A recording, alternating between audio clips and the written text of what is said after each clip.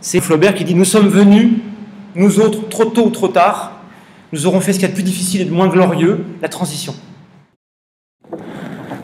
Oui, on vous a peut-être pas dit que j'ai la folie donc de filmer ma vie, mon quotidien, depuis... ou des fragments, parce que vous pensez bien qu'à notre niveau, on ne peut pas encore filmer, ça viendra, on ne peut pas encore filmer non-stop son quotidien. J'en fais aussi des montages, ça fait partie de mes passions en fait. J'ai découvert ça grâce au numérique. Donc, grâce au numérique, qui démocratise tous ces outils, j'ai pu avoir accès aux caméras, aux petites caméras, aux programmes, aux logiciels de montage, aux ordinateurs, etc. Soyons brefs. Qu'est-ce que je fais dans la vie?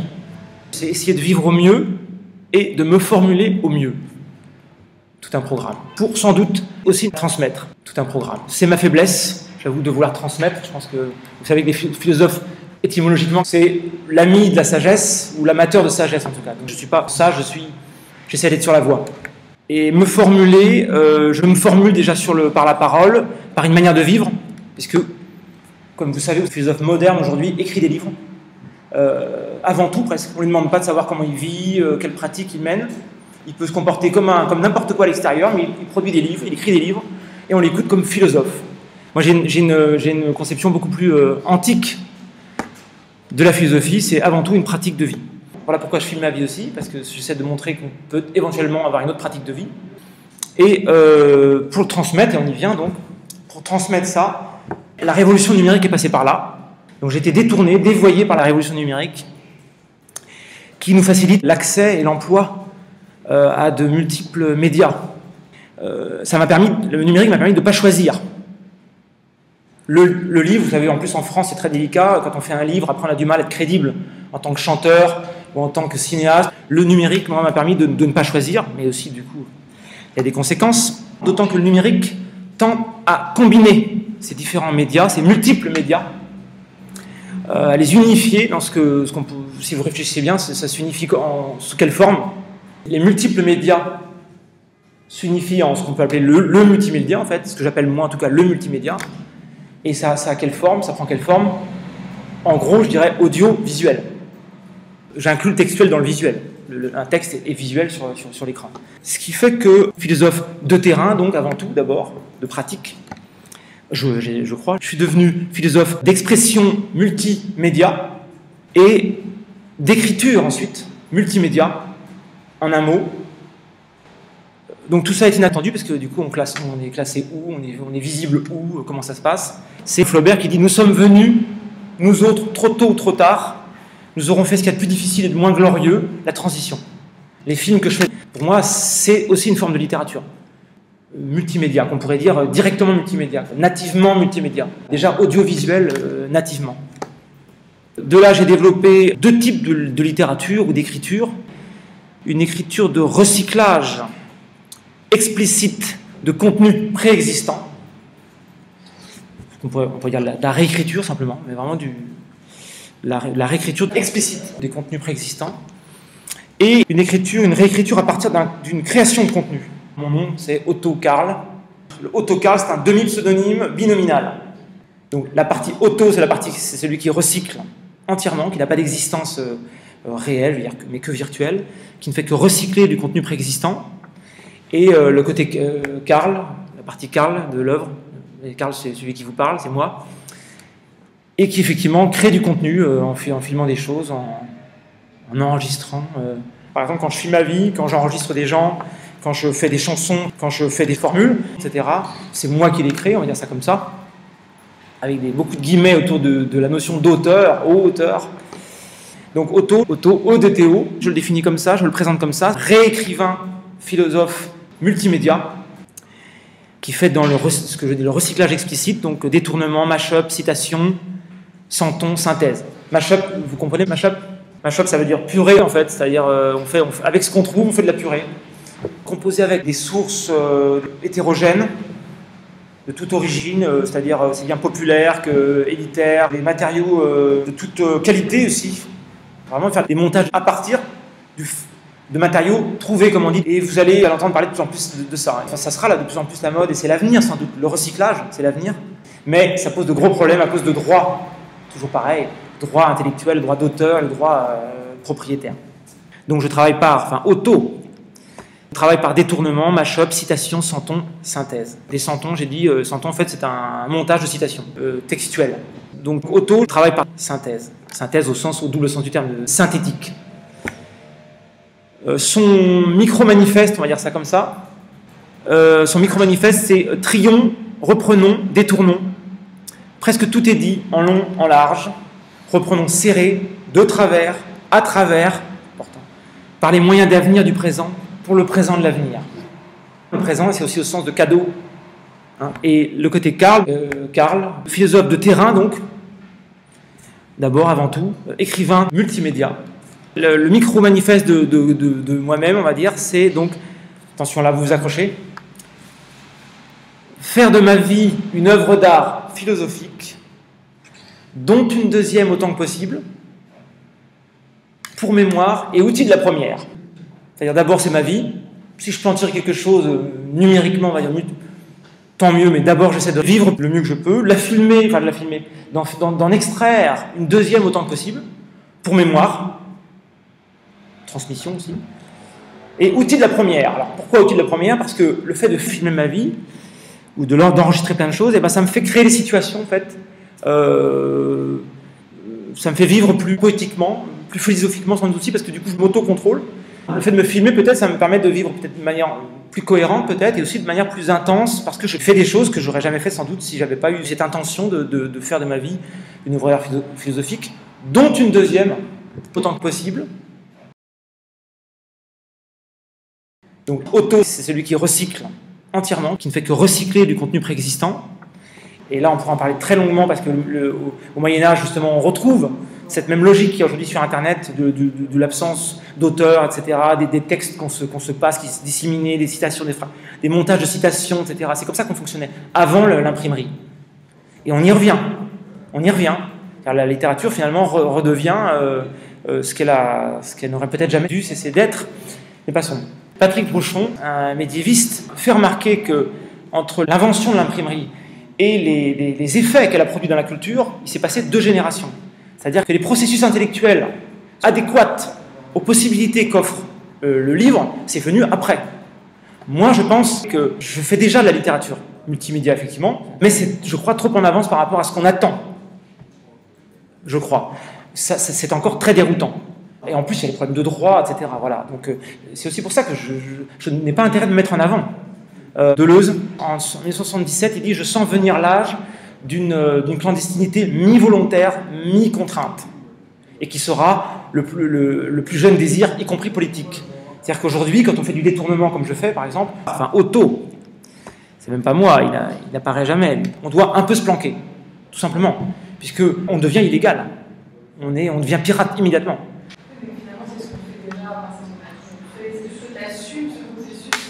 Exactement. Voilà. Ouais. C'est pour ça que je parle de recyclage explicite, parce qu'on recycle tous. C'est ça le mensonge qu'on vous fait quand un auteur dit « Attends, ça c'est de moi ça. Mais t'es qui toi? Tu viens d'où? Tous ceux qui t'ont parlé, tout ce que tu t'es alimenté du monde entier. Et après, tu t'en fais ta sauce. Et tu te considères comme auteur, avec un début, une fin. C'est ce que dit Deleuze. Le problème de l'auteur, c'est qu'il se prend pour un début, quoi. Il se prend pour un début de quelque chose, alors qu'il n'est qu'un carrefour. Et Otto, effectivement, assume ça. C'est le recyclage, hein, je vous assure que c'est évidemment l'avenir. Très écologique déjà. Aujourd'hui, je pense vraiment que c'est la culture de demain, ça. Hein, puisqu'on est dans une politique de plus en plus du recyclage. Voilà pourquoi j'ai développé aussi la notion de post-auteur, quand je recycle, quand je détourne, ou d'auteur, avec 2 T, parce que évidemment mon nom c'est Otto, O-D-T-O, Karl. Donc Otto qui recycle, assume complètement ça, mais il n'a pas le droit. On lui interdit d'assumer ça. Toujours le problème d'intérêt, de propriété. Et je pense que le numérique, en fait, nous replonge dans une littérature justement beaucoup plus proche de la vie, je pense, qui ressemble beaucoup plus à la vie, déjà physiquement, parce que audiovisuel, et aussi dans sa logique, dans sa vitalité, de partage, d'échange, de recomposition, de décomposition, de brassage. L'imprimerie, finalement, qui peut-être est une simple parenthèse, en fait. Dans la création littéraire, l'imprimerie a rigidifié les choses. Il y a un auteur, un livre qui ne bouge pas. Foucault rêve qu'on se débarrasse de la fonction auteur. Il dit « Je rêve d'une société où le savoir, les discours circuleraient, tout simplement. » On est là pourquoi? Pourquoi vous lisez des livres? Pour la gloire de l'auteur ou pour vous édifier vous-même? Donc si sur Internet je copie des choses, ça ne te l'enlève pas. Donc on ne peut pas dire que ce soit volé. Si on est tous dans cette optique du progrès culturel, on va dire ça comme ça. Et je pense donc, comme je vous disais, que ça rejoint cette logique de la vie finalement. Donc ça fait peur aux intérêts privés en fait. Comme toujours, pardon, je ne sais pas si c'est encore si c'est là-dessus que tu veux axer, mais je reviens toujours aux intérêts privés parce que c'est ça. Alors pourquoi? Si je fais de la littérature multimédia, audiovisuelle, c'est parce que justement elle me permet d'être moins linéaire que la littérature littéraire, on va dire, la littérature textuelle. Ça permet d'avoir cette ouverture, cette amphibologie, comme j'appelle ça, cette ouverture de sens, de ne pas trop définir les choses, comme je dis dans un article, le réel est approximatif de notre point de vue, et la littérature que je pratique permet de conserver cette ambiguïté, cette approximation, qu'il y ait des démultiplications de sens, d'impressions, poétiques ou sémantiques. Ça correspond à ce que j'ai beaucoup plus que j'ai dans la tête, à la manière dont je vis le monde. Je le vis de manière audiovisuelle, et puis avec tout ça en même temps. Et pour moi, c'est évidemment l'avenir. Si je suis aujourd'hui dans le multimédia, dans l'écriture multimédia, c'est parce que finalement, et vous y êtes aussi, vous y serez aussi, je pense. Parce qu'on est tous des enfants de la télé, de la radio, du multimédia, du numérique. Et que forcément, vous savez qu'un écrivain, avant d'écrire un livre qui digne de ce nom, il a sans doute beaucoup lu. Vous lisez aussi, comme moi, des livres sans doute, mais vous vous alimentez aussi d'autres choses. Si un jour vous voulez vous formuler vous-même, forcément, sans doute, vous en passerez par ces moyens-là. Vous direz, mais attends, pourquoi je m'ennuie à ne faire qu'écrire des mots noir sur blanc, alors que je peux filmer grâce au numérique, je peux filmer, je peux enregistrer des choses directement. Est-ce que je ne peux pas mélanger tout ça, comme le permet donc mélanger ces multiples médias, comme le permet le multimédia, on appelle ça. Je pense vraiment que c'est la culture de demain, ça. Hein. L'autre jour, on s'est rencontrés, tu m'as dit le numérique te permet de faire quoi? Le numérique me permet d'écrire à partir de mémoire externe, de ne plus écrire seulement à partir de moi, mais à travers moi, de faire ma cuisine dans l'assiette et pas dans la bouche, si je peux me permettre cette image. Je pense vraiment que c'est évidemment l'avenir. Moi, je trouvais ça très intéressant tout ce que tu disais sur le recyclage, donc c'est pour ça qu'on va sur concrètement. C'est des montages que tu fais, enfin, j'utilise des mots. Ah oui, mais c'est vraiment ça. Tu montes à partir de tout ce que tu disais, la matière, les matériaux qui sont préexistants, qui sont de l'archive, notamment déjà numérique, ce que tu as capturé. Et donc tu recomposes à partir de là. Je trouve qu'il y a un rapport presque de sculpteur. C'est exactement ce que je dis, je suis carrément d'accord. C'est-à-dire que le sculpteur doit aussi faire en fonction des contraintes de la matière. Et c'est sensuel. Exactement. Composer et faire autre chose à partir de ce qui est brut. Et simplement, j'avais une question, c'est que effectivement, il y a tout l'esprit de stockage, d'archives, etc. autour du numérique. Ouais. Et en même temps, il y a paradoxalement peut-être la question de la pérennité de l'œuvre. Parce que tu vois, tu dis que tu fais des choses, tu les mets en ligne, tu les enlèves. Voilà, ouais. Et que tes œuvres, là, on n'y a pas vraiment accès. Donc, elles disparaissent à moitié. Ouais. Elles ne sont pas accessibles. C'est la vie, c'est comme les ruines, ouais. Oui. Non, mais quand je dis que c'est la vie, c'est. Ouais. Mais donc, tu as la question de la pérennité face à justement cette question de la mémoire, finalement. Est-ce que tu n'as pas aussi, à l'inverse, le numérique ne fragilise pas la pérennité de l'œuvre littéraire ou multimédia? Ah, ça, c'est une grande question, ça, effectivement. Bah oui, mais après tout, alors, ok, je vais essayer. Tu mets en avant d'un côté cette capacité mémorielle du numérique. Je vais essayer de te répondre. Comme le disait Michel Foucault, j'aimerais bien que mes écrits soient comme des billes qu'on lance, qu'on attrape, qu'on relance, si on veut. Donc, pour te répondre, oui, non, mais en fait, c'est le même problème que le coup de l'auteur. L'auteur, il veut rester, tu vois. Moi, si mon œuvre, ou comme dirait Alain Robriel, mes petits travaux, aura permis de donner des effets de connaissance, de sagesse, etc., et créer des effets, et que, comme dit Rimbaud, que de nouveaux travailleurs prennent la suite, c'est pas grave. Encore une fois, je sais pourquoi je travaille, peut-être moins pour rester. Comment? Ah, mais elle sera de nouveau publiée quand en fait j'aurai les moyens. On n'a pas parlé de ça malheureusement, enfin un petit peu quand même, quand j'aurai les moyens, parce que je vous parlais des blogs, etc., qui ne me satisfont pas, quand j'aurai des moyens plus adaptés, parce qu'en fait le numérique permet de faire plein de choses au niveau de l'écriture, mais au niveau de la diffusion c'est encore un peu ric-rac, c'est encore un petit peu archaïque. Donc je ne peux pas publier comme je voudrais, je suis très emmerdé par ça, par cette faiblesse de la diffusion, ça manque encore. Pourquoi? Parce que ce n'est pas encore reconnu. On attend toujours du philosophe qui écrit des livres. C'est encore très déroutant. C'est une phrase de Flaubert qui dit « Nous sommes venus, nous autres, trop tôt ou trop tard, nous aurons fait ce qu'il y a de plus difficile et de moins glorieux, la transition. » Je pense que je suis venu trop tard, parce que sinon j'aurais sans doute été écrivain traditionnel ou cinéaste, et je suis venu trop tôt parce que les moyens sont encore rudimentaires pour faire de la littérature numérique, même si je le fais, mais c'est rudimentaire et pas vraiment considéré. On attend vraiment toujours non seulement du philosophe qui écrit des livres, de l'écrivain qui écrit des livres, n'est-ce pas, du cinéaste qui fait des scénarios pour avoir du financement. Un scénario d'abord, vous vous rendez compte, c'est fou. C'est-à-dire qu'aujourd'hui, le numérique qui démocratise tous ces outils permet d'enregistrer des choses, de filmer directement le réel quotidien qui s'écrit de lui-même, dans sa propre logique, qui est beaucoup plus géniale que la nôtre.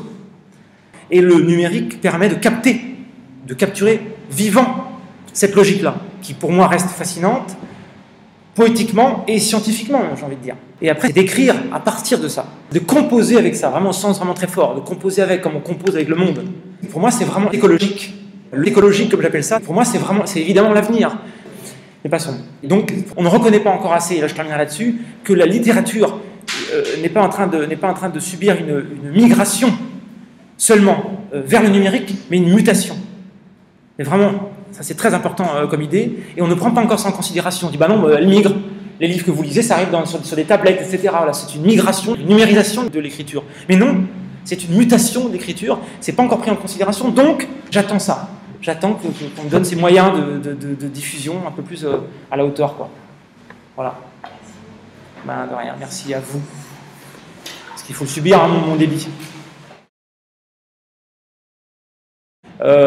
Et j'enregistre ça, j'en fais ce que j'appelle une post-conférence, c'est-à-dire une conférence réécrite. Et la conférence, c'est ce à quoi vous assistez maintenant, de certaine manière, même si là, elle est interactive, un peu. Et après, ce qui m'intéresse vraiment, c'est de bricoler avec ça.